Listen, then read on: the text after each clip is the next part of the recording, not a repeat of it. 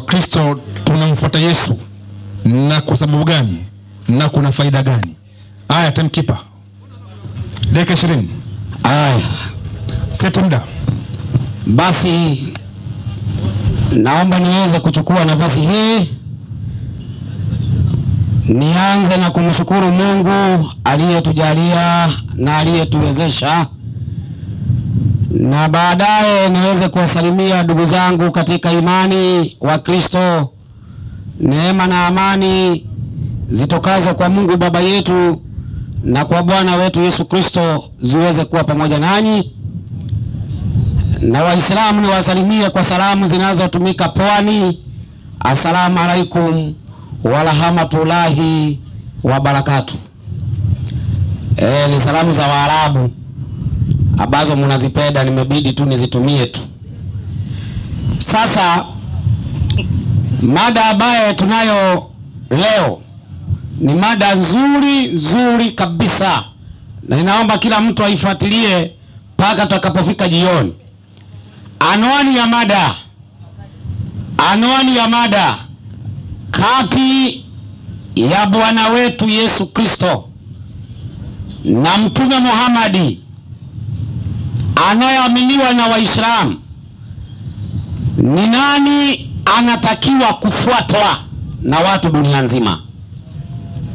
Ukienda kwa msikiti, pale juu kwa msikiti wameandika la ilaha illa la Muhammad Rasulullah, yani wakiwa na maana Mungu ni Allah na nabii anayefaa kufuatwa ni Muhammad. Hiyo ndio sababu ya kuandika hayo majina mawili juu ya msikiti. Hiyo kwanza inaitwa kosa la jinai. Kuandika hivyo, hiyo inaitwa kosa la jinai. Kwa nini? 17:3 Yohana Injili inasemaje? Na uzima wa milele ndio huu. Kwanza, uzima wa milele unapatikana kwa njia hii, wakujua Mungu wa pekee wa kweli. Lazima watu wamjue Mungu wa pekee wa kweli na Yesu Kristo uliyemtuma. Kwa hivyo yule anayefaa kufuatwa ni Yesu. Kwanza, usipomjua Mungu wa kweli na ukamjua Yesu, wewe uzima wa milele hakuna. Sasa leo kwa sababu ametokea mwingine kutoka Waarabuni akaja kujiigiza hapo, wakamtoa Yesu wakaweka Muhammad. Hiyo ndio sababu leo tunataka tumung'oe kwa hoja. Tutamung'oa kwa hoja aje kuonyesha hana faida yoyote watu kumfuata. Kutuambia ati ni nabii, hiyo si hoja. Tunahitaji leo tujue faida yake ni ipi ili tumfuate. Hiyo ndio mada ya leo. Sasa kwanza naonyesha faida ya Yesu, na baadaye nionyeshe Mtume Muhammad. Abdala, mtoto wa Abdala, babu yake anaitwa Abdul Mutalibu, hana faida kwa watu wa hii dunia kwa sasa. Unapomfuata Muhammad, wewe ujue ya kwamba unamfuata kwa hasara yako wewe mwenyewe. Msomaji, mwalimu, kwanza ninaanza Yesu. Kwa nini leo tuambie watu wamfuate? Kwa nini tuwaambie watu wamfuate Yesu? Nisaidie Yohana 6:37. Yani leo Muhammad aongee na Yesu aongee, watu wengine wanyamaze, tutajua ni nani wa kufuata. Soma hiyo 6:37 kitabu cha Yohana. Biblia inasema hivi. Inasemaje? Wote alipao Baba anayenipa Baba yangu watakuja kwangu. Wala yoyote ajaye kwangu sitamtupa nje kamwe. Sitafanyaje? Sitamtupa nje kamwe. Maneno kama haya yapatikane kwa Muhammad kunyesha mvua ya makunguru. Maneno kama hayo yapatikane, Mtume Muhammad kasema, mtu yoyote atakaye nifuata asiwe na wasiwasi, hayo maneno kufuata Muhammad hajakuwa na garanti. Kwa nini? Nitakuonyesha baadaye. Wacha kwanza nimalizane na Yesu. Msomaji, Mwalimu, nisaidie Yohana 10:28. Kwa nini tumfuate Yesu? Mimi najua watu wengine leo watatuambia ni mtume wa Mungu. Sisi kwanza hatukubali ni mtume. Tena hafai kufuatwa na mtu yoyote duniani. Hao wengine wote ni abiria wa Yesu. Wamemwacha Yesu wakaenda kufuata mtume Muhammad. Hana uzima, hana faida, hasara tu. Soma hiyo. inasema katika 10:28, Yohana Injili, nami nawapa uzima wa milele, nami nawapa uzima wa milele, wala hawatapotea kamwe, wala hawatapotea kamwe, wala hakuna mtu atakayewapokonya katika mkono wangu. Kwa hivyo Yesu anasema wote wanaomfuata hakuna hata mmoja atakayetolewa kwake, na atawapa nini? Uzima wa milele. Atawapa nini? Uzima wa milele. Ni mtu gani ambaye hasikii? Sipatikane siku moja mtume Muhammad anasema nitawapa uzima wa milele. Ipatikane hiyo andiko. Ipatikane leo ni sirimu. Hakuna, wala mpango wa kupatikana haupo. Sasa utasikia wamekuja kupinga andiko hilo. Sasa tuwavuate nyinyi ama andiko hilo nimesoma? Yesu mwenyewe katamka, wote wanaonifuata hakuna hata mmoja atakayepotea. Nitawapa uzima wa milele. Kwa nini? Msomaji, Mwalimu, nisaidie Yohana 5:26.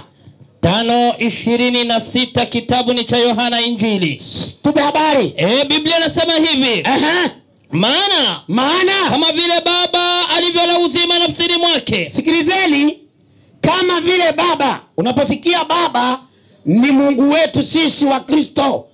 Yesu anasema kama vile Baba alivyo na uzima katika nafsi yake, vivyo hivyo alimpa na mwana kuwa na uzima nafsini mwake. Kwa hivyo Yesu ni mwana wa nani? Mwana wa Mungu. Kama vile Baba alivyo na uzima, Baba amempa mwana kuwa na uzima. Kwa hivyo Yesu akisema anatupa uzima, alipewa na nani? Na Baba yake. Ili atupe nini? Atupe sisi uzima wa milele. Sasa nikose kufuata Yesu aliyepewa uzima, mimi nikafuata mwenye tutapewa uzima na yeye.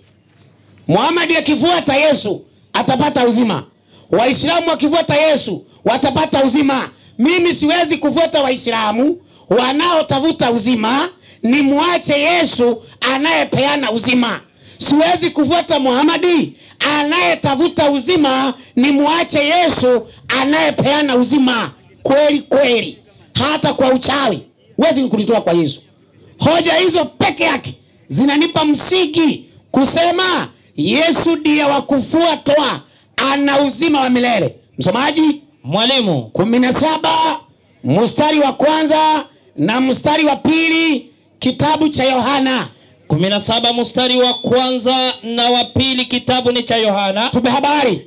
Biblia inasema hivi. Inasemaje? Maneno hayo aliyasema Yesu. Ati alisema nani? Aliyasema Yesu. Kumbe si dasha anasema. Aliyasema Yesu. Yesu alisemaje? Akainua macho yake kuelekea mbinguni. Twende. Akasemaje? Baba, saa imekwisha kufika. Saa imefika. Mtukuze mwanao. Ili mwana wako naye akutukuze wewe. Tupe habari. Kama vile ulivyompa mamlaka juu ya wote wenye mwili. Labda tu majini wakatae Yesu.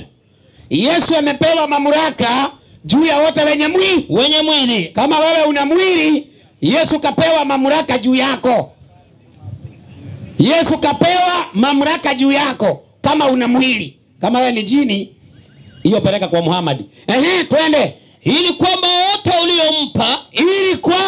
wote uliompa awape uzima wa milele. Ati nini? Awape uzima wa milele. Ati nini? Awape uzima wa milele. Kwa hivyo nikiambia leo watu wafuate Yesu, Yesu amepewa mamlaka juu ya wote wenye mwili, awape uzima wa milele. Awape uzima wa milele. Waislamu, kweli haya maandiko tunayatoa, mnasikia?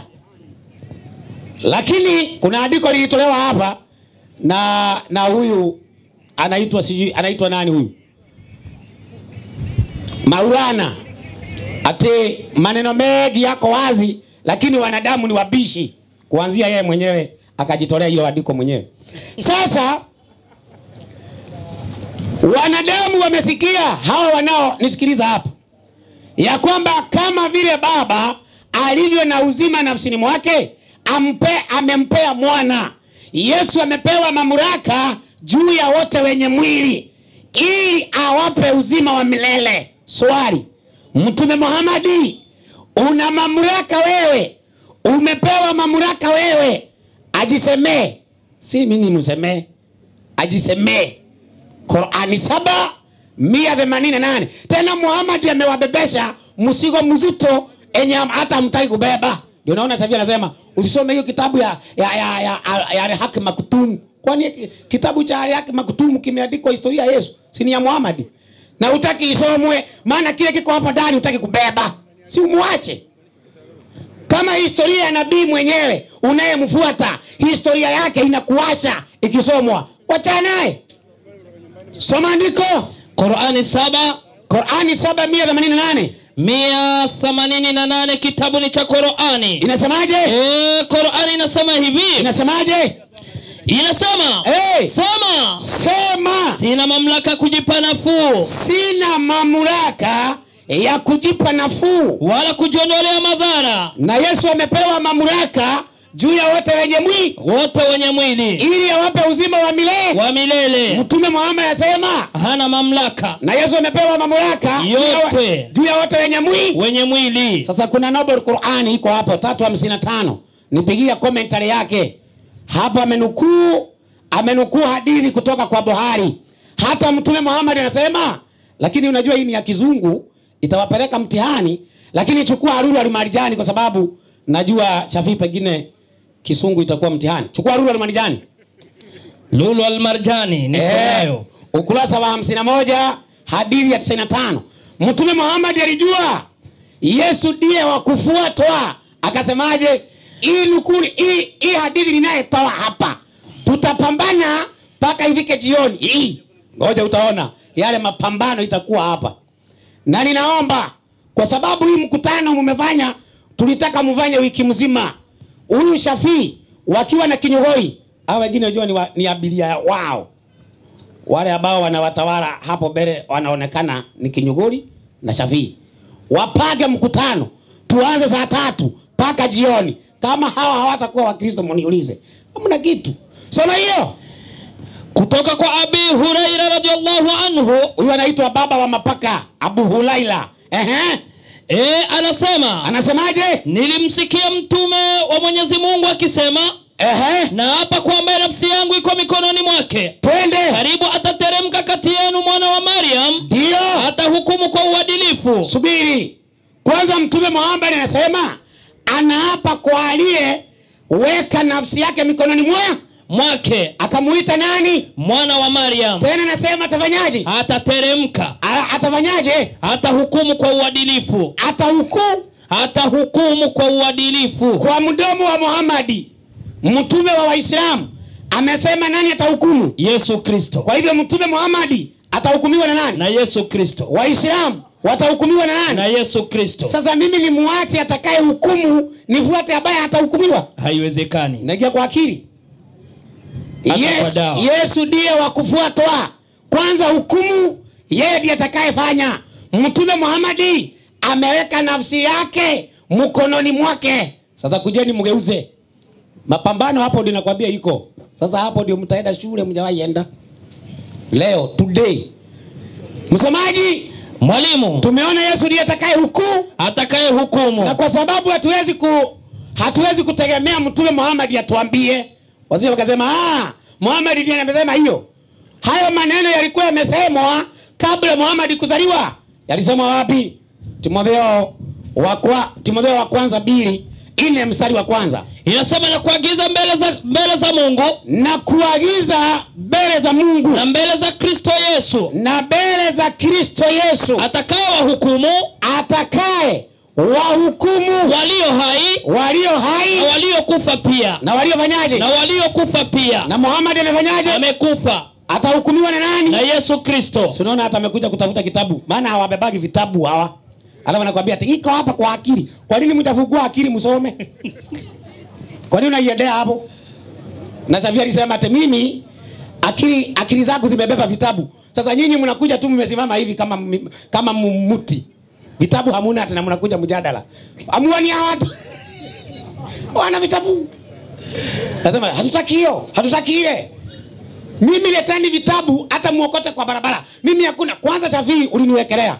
Hata mimi nimewahi kukataa kitabu. Mimi hata Yehova matatani sijawahi kataa. Kuja soma. Mimi nitapinga kwa hoja. Nitakataa kitabu kwa hoja. Si nikwambia usisome. Hata kitabu kinauzwa na shetani. Kuja soma. Mimi siwezi kukuzuia. Mimi si kama Waislamu. Wewe usisome ile. Ni uoga. Dakika 5. Msomaji, mwalimu, tumeona ya kwamba Yesu ndiye atakaye hukumu. Si wamebeba kitabu? Ndio. Sasa nangoja sasa nione kama watapata hata hadithi yenye mahali iko. Hawajui hata kufungua, mimi najua. Labda wako waliandika mahali. Sasa tunaingia pale ya Mtume Muhammad sasa. Kwanza nisaidie Qur'ani tafsiri ya Mayunga. Tafsiri ya nani? Ya Mayunga. Daktari yako hapa anaitwa Bogo. Daktari wa Mayunga. Anaona vile anakodoa macho hapa. Qur'ani ukurasa wa 703 inasema, ndio. Hadithi inatoka katika Sahihi Muslim. Ndio. Juzuu ya kwanza ukurasa wa 147. Safi. Inasemaje? Kila mwanadamu anapozaliwa shetani huingia katika mbavu zake kwa vidole vyake, isipokuwa nani? Isa ibn Maryam alikwenda kumuingia shetani, lakini akafanyaje? Akakuta pazia. Kumbe Muhammad kaigiwa na shetani, lakini Yesu alienda kuigiwa. Shetani akapata nini? Akakuta pazia. Unaona kuna tofauti kubwa kati ya Yesu na Muhammad. Inaendelea kusema. Inasemaje? Riwaya Abu Huraira. Inasemaje? Inayoweka zaidi mazingira ya kukubalisha. Huyo ni Abu Huraira, bingwa wa hadithi katika Uislamu, katika dhehebu la Sunni. Kuwa Mtume Muhammad alikuwa ana shetani tangu alipozaliwa. Na shetani hakumuingia nani? Yesu Kristo. Akamuingia nani? Muhammad. Sasa wewe utajua ni nani utafuata kati ya mwenye aliingiwa na mwenye haikuingiwa. Si kwani ni mimi niliandika? Si hiyo ni Qur'ani nimesoma. Na wakitaka sasa kujeni nayo hiyo mseme. Msisome hiyo. Wakitaka ufafanuzi wa hadithi hiyo iko katika Fathul Bari juzuu ya 6 ukurasa 389. Watumane tena iendewe. Sasa msomaji, mwalimu, naomba unisaidie Qur'ani 10:102. 10:102 nasema ngoja jingine. Ila kwa ajili mfano wa siku za adhabu wanagoja jingine ila kuanjia siku ya mfano wa siku za adhabu zilizofika watu waliopita kabla yao. Kumbe kuna watu wanagojea siku ya adhabu. Kuna wanagojea siku ya adhabu. Twende basi. Semeni. Ngojeni. Wewe semeni hiyo utaandika. Basi. Semeni. Ngojeni. Mimi pia ni pamoja nanyi katika wanaongojea. Na hao wanagoja nini? Adhabu. Na yeye ako pamoja nao katika wanaongoja adhabu. Na wanagoja adhabu. Na Muhammad anasema wangoje, naye yako pamoja nao kungoja hiyo adhabu. Alafu niambie nimfuate. Tukagoja na yeye. Sasa Mtume Muhammad anangoja, lakini Yesu anagojewa. Anagojewa kwa nini? 14:6 Yohana Injili. Yesu akawaambia, mimi ndimi njia. Sikiliza. Mimi ndimi njia, kweli na uzima. Mtu haji kwa Baba ila kwa njia ya mimi. Kwa hivyo njia ya kwenda mbinguni ni moja. Habari ni nani? Yesu Kristo. Habari nani? Yesu Kristo. Kwa hivyo Waislamu wote wakitaka kwenda mbinguni wafuata nani? Yesu Kristo. Ndiye njia ya kweli na uzima. Mimi nimeeleweka na wagojea hawa. Alafu tupatane dakika zijazo.